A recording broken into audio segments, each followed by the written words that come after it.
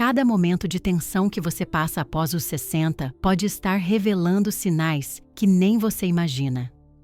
Durante uma consulta que me marcou profundamente, uma senhora de 70 anos me procurou porque sua família estava preocupada com comportamentos que consideravam estranhos. Ela havia começado a verificar as fechaduras da casa repetidas vezes, organizava os medicamentos de maneiras muito específicas e tinha desenvolvido pequenos rituais que nunca existiram em sua rotina. O que descobri naquele dia mudou completamente minha compreensão sobre como a ansiedade se manifesta em pessoas com mais experiência de vida. A ansiedade após os 60 não surge como nos filmes ou como aprendemos nos livros. Ela se disfarça, se camufla em hábitos que parecem apenas excentricidades da idade, mas que na verdade são tentativas desesperadas do nosso cérebro para encontrar controle em um mundo que parece cada vez mais imprevisível. Essa senhora, que chamarei de Dona Carmen, havia desenvolvido 12 comportamentos muito específicos que sua família considerava apenas manias. Durante nossa conversa, ela me confidenciou que sentia uma necessidade quase física de realizar certas ações, mesmo sabendo que não faziam sentido lógico. O mais impressionante é que cada um desses comportamentos tinha uma função neurológica clara, uma tentativa do sistema nervoso de regular a ansiedade de formas que nem ela conseguia compreender conscientemente.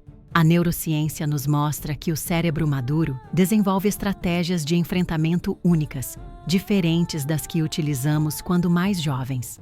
Essas estratégias podem parecer estranhas para quem observa de fora, mas fazem sentido perfeito quando entendemos a lógica interna do sistema nervoso ansioso.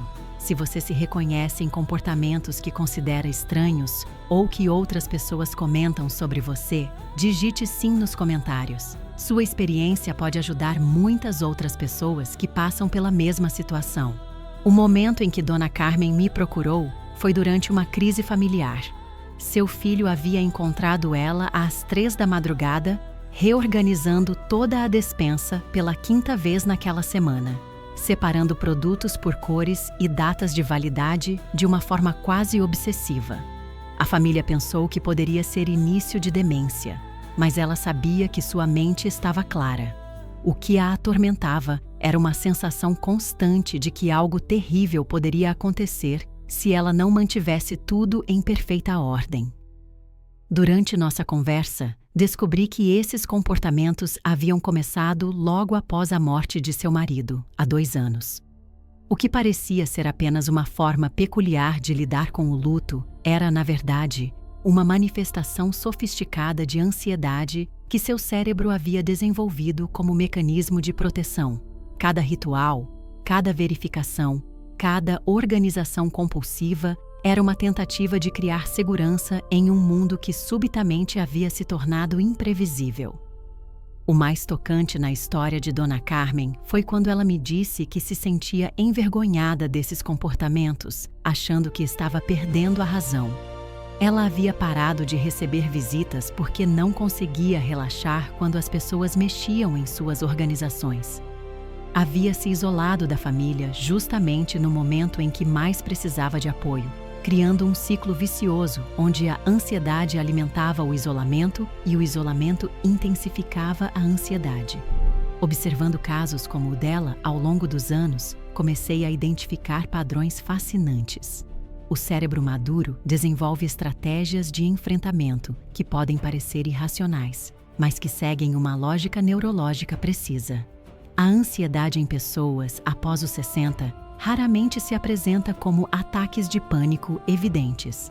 Ela se esconde em comportamentos que parecem apenas excentricidades, mas que, na verdade, são sinais claros de um sistema nervoso em busca de equilíbrio. A transformação de Dona Carmen começou no momento em que compreendeu que não estava enlouquecendo, apenas respondendo de forma muito humana às circunstâncias desafiadoras. O primeiro hábito que identifiquei em Dona Carmen foi a verificação repetitiva de segurança. Toda noite, ela precisava conferir fechaduras, janelas e o fogão pelo menos 3 vezes antes de conseguir se deitar. O que começou como uma precaução normal havia se transformado em um ritual obrigatório. A neurociência explica esse comportamento através do conceito de loops de verificação, onde o cérebro ansioso questiona sua própria memória, criando uma necessidade compulsiva de confirmar informações que já foram processadas. O segundo comportamento estava relacionado à organização extrema de medicamentos e objetos pessoais. Dona Carmen havia desenvolvido sistemas complexos de classificação que mudavam constantemente. Um dia, organizava por cores, no outro por tamanhos, depois por frequência de uso. Esse padrão revela como o cérebro ansioso busca controle através da ordem física, tentando criar previsibilidade em um ambiente que se sente caótico internamente. O terceiro hábito envolvia rituais de limpeza que iam muito além da higiene normal. Ela havia criado rotinas específicas para limpar superfícies que já estavam limpas, sempre seguindo uma sequência exata que não podia ser interrompida. Quando alguém interferia nessa sequência, ela precisava recomeçar desde o início. Esse comportamento representa uma tentativa do sistema nervoso de criar sensações de conclusão e completude que a ansiedade constantemente sabota. O quarto comportamento que observei foi o acúmulo seletivo de itens específicos. Dona Carmen havia começado a guardar jornais, embalagens e outros objetos que normalmente descartaria, mas sempre de categorias muito específicas. Não era a acumulação generalizada, mas uma coleta direcionada que seguia critérios que apenas ela compreendia. Esse padrão surge quando o cérebro ansioso interpreta o descarte como perda de controle, criando uma necessidade de preservar elementos que representem estabilidade. A descoberta mais surpreendente foi perceber que cada um desses comportamentos seguia horários e situações específicas. Dona Carmen havia inconscientemente criado um calendário mental de rituais que se ativavam conforme diferentes gatilhos emocionais ao longo do dia. Essa organização temporal revela como o cérebro maduro tenta criar estrutura e previsibilidade usando os recursos cognitivos disponíveis, mesmo quando a ansiedade está interferindo nos processos de tomada de decisão habituais. O quinto hábito que identifiquei foi a necessidade de confirmar informações repetidamente através de ligações telefônicas. Dona Carmen ligava para os filhos várias vezes ao dia para confirmar horários, compromissos ou simplesmente para verificar se estavam bem, mesmo quando já havia recebido essas informações. O cérebro ansioso desenvolve uma desconfiança na própria memória, especialmente em situações de estresse prolongado, levando à necessidade de validação externa constante para informações que internamente já foram processadas. O sexto comportamento envolvia mudanças súbitas nos padrões de sono, não apenas insônia, mas rituais específicos para adormecer.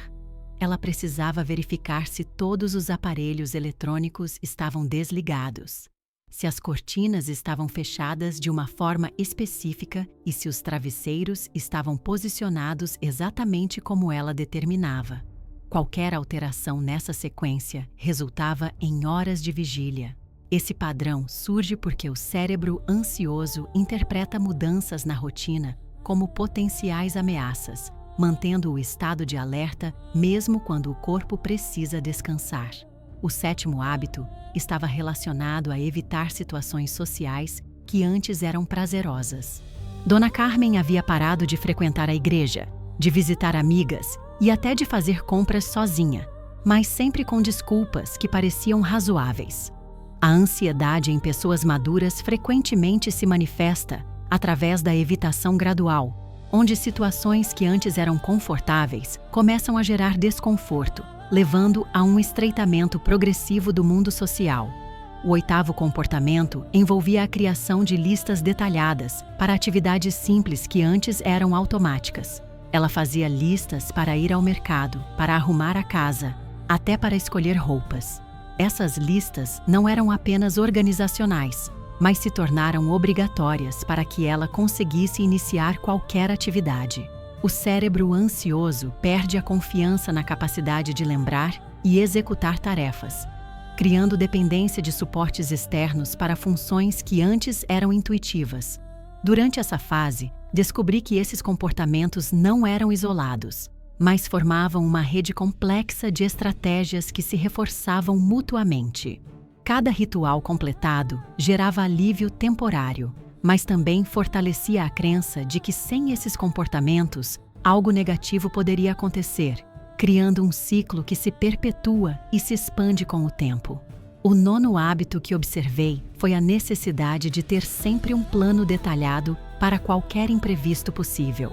Dona Carmen havia desenvolvido cenários mentais elaborados para situações que provavelmente nunca ocorreriam, gastando horas do dia planejando respostas para emergências imaginárias.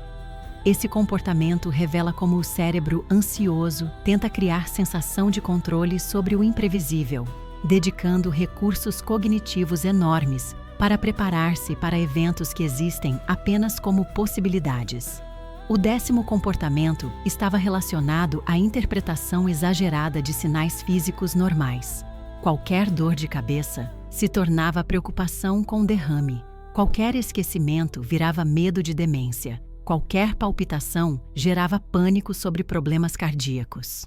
A ansiedade em pessoas maduras frequentemente se manifesta através da amplificação de sensações corporais normais, onde o cérebro interpreta sinais habituais como ameaças significativas, criando ciclos de preocupação que se autoalimentam. O 11º hábito envolvia a necessidade de ter sempre todas as informações possíveis antes de tomar qualquer decisão, mesmo as mais simples. Escolher um restaurante se tornava uma pesquisa de horas. Comprar um produto exigia análise exaustiva de reviews e comparações. Esse padrão surge quando o cérebro ansioso interpreta decisões como riscos potenciais, exigindo certeza absoluta em um mundo onde a certeza raramente existe. O 12º e último hábito que identifiquei foi a tendência a antecipar problemas em situações neutras. Dona Carmen interpretava silêncios como sinais de irritação, mudanças de tom como indicadores de conflito, atrasos como evidências de desastres. O cérebro ansioso desenvolve hipervigilância social, interpretando ambiguidades como ameaças e criando tensão em relacionamentos que poderiam ser fontes de apoio. O que mais me impressiona nesses casos é como cada comportamento faz sentido perfeito quando compreendemos a lógica interna da ansiedade. Não são sinais de fraqueza ou perda de capacidade, mas estratégias sofisticadas que o cérebro desenvolve para lidar com estresse prolongado. A transformação acontece quando compreendemos que esses hábitos são sintomas, não características permanentes da personalidade.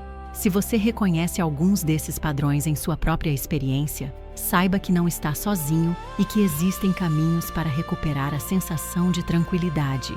Inscreva-se no canal para receber mais conteúdos sobre como o cérebro maduro pode encontrar equilíbrio mesmo em momentos desafiadores. O momento de maior transformação para Dona Carmen aconteceu quando ela percebeu que seus comportamentos não eram falhas pessoais, mas respostas adaptativas de um sistema nervoso que estava tentando protegê-la. Durante uma consulta, expliquei como o cérebro maduro possui neuroplasticidade suficiente para desenvolver novos padrões, mas também mantém memórias emocionais muito vívidas que podem ser ativadas por situações de estresse.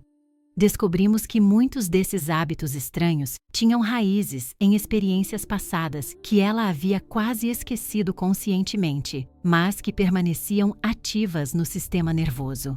A morte do marido havia reativado medos antigos de abandono e insegurança que datavam da infância, quando ela havia perdido o pai muito jovem. O cérebro havia criado esses rituais como forma de evitar reviver aquela sensação de desamparo. A breakthrough aconteceu quando ela compreendeu que podia manter alguns comportamentos organizacionais que realmente a ajudavam, enquanto gradualmente relaxava aqueles que estavam limitando sua vida.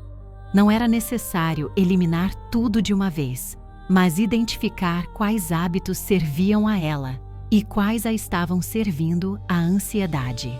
Essa distinção é fundamental para pessoas maduras, que possuem sabedoria suficiente para negociar com seus próprios padrões mentais. Se esta informação está fazendo sentido para você ou para alguém que conhece, compartilhe este conteúdo.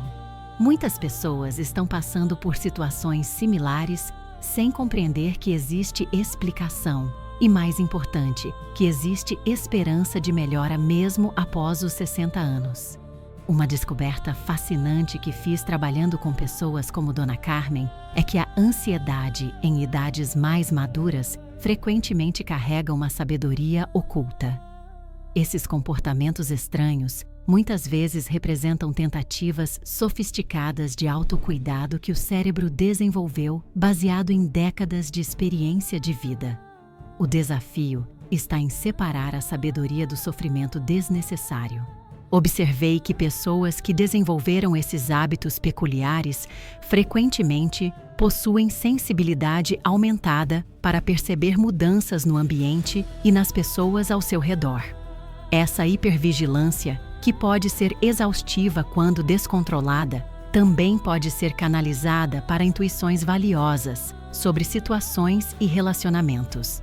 A diferença está em aprender quando confiar nessas percepções e quando reconhecer que a ansiedade está distorcendo a realidade.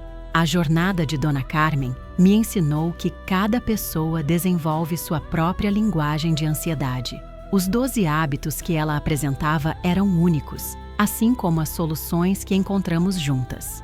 Não existe uma fórmula universal, mas existem princípios que podem ser adaptados para cada situação individual. O mais importante é validar que esses comportamentos fazem sentido dentro da lógica interna da pessoa, mesmo quando parecem irracionais para observadores externos. Outro aspecto crucial que aprendi é que familiares bem-intencionados muitas vezes tentam convencer a pessoa de que seus medos são infundados, mas isso raramente funciona. A ansiedade não responde à lógica da mesma forma que outros problemas.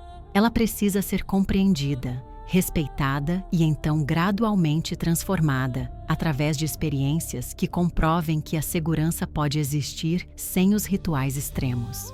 O que mais me comove nesses casos é perceber como pessoas maduras frequentemente se sentem envergonhadas por desenvolver esses comportamentos, como se fossem sinais de fraqueza ou deterioração mental. Na verdade, são evidências de um cérebro que continua ativo, criativo e adaptativo, tentando encontrar soluções para desafios emocionais complexos, usando todos os recursos disponíveis. A neuroplasticidade não tem idade limite. Mesmo após os 70, 80 ou 90 anos, o cérebro mantém capacidade de formar novas conexões e desenvolver padrões mais funcionais. A chave está em trabalhar com a sabedoria acumulada, não contra ela, reconhecendo que cada pessoa possui recursos internos únicos para encontrar seu próprio caminho de volta ao equilíbrio. Se você tem experiências similares ou conhece alguém que apresenta alguns desses comportamentos, compartilhe sua perspectiva nos comentários. Suas observações podem oferecer insights valiosos para outras pessoas que estão navegando situações parecidas. A história de Dona Carmen continua sendo uma fonte de inspiração para mim e para muitas outras pessoas que descobriram que seus comportamentos estranhos não eram sinais de declínio, mas evidências de um cérebro que nunca parou de tentar protegê-las. Hoje, 2 anos após nosso primeiro encontro, ela mantém algumas de suas organizações que realmente a beneficiam, mas sem a compulsão que antes dominava sua rotina. Ela aprendeu a distinguir entre cuidado genuíno e ansiedade disfarçada, mantendo a sabedoria que desenvolveu ao longo da vida enquanto relaxou os comportamentos que estavam limitando sua liberdade. Voltou a receber visitas, retomou atividades sociais e, principalmente, recuperou a confiança em sua própria capacidade de navegar a vida com serenidade. O que mais me impressiona é como essa transformação inspirou outros membros da família a compreenderem seus próprios padrões de ansiedade. Muitas vezes, comportamentos que consideramos normais em nós mesmos são sinais precoces dos mesmos mecanismos que se manifestam de forma mais evidente em pessoas maduras. A ansiedade é uma linguagem universal que se expressa de formas diferentes em cada fase da vida. Se você reconheceu alguns desses padrões em si mesmo, lembre-se de que reconhecer é o primeiro passo para a transformação. Se conhece alguém que apresenta comportamentos similares, ofereça compreensão antes de tentar oferecer soluções. A validação é frequentemente mais poderosa que qualquer conselho bem-intencionado. Inscreva-se no canal para acompanhar mais conteúdos sobre como o cérebro maduro encontra caminhos únicos para o bem-estar. Deixe um like se este conteúdo trouxe clareza sobre situações que você estava tentando compreender. Compartilhe com pessoas que podem se beneficiar dessas informações. E não se esqueça de comentar suas próprias observações ou experiências, criando uma comunidade de apoio e compreensão mútua. No próximo vídeo, vamos explorar como identificar quando esses comportamentos são adaptativos e quando podem estar indicando necessidade de apoio profissional. Até lá, lembre-se de que cada dia após os 60 pode ser uma oportunidade de redescobrir tranquilidade, mesmo quando o caminho parece não convencional.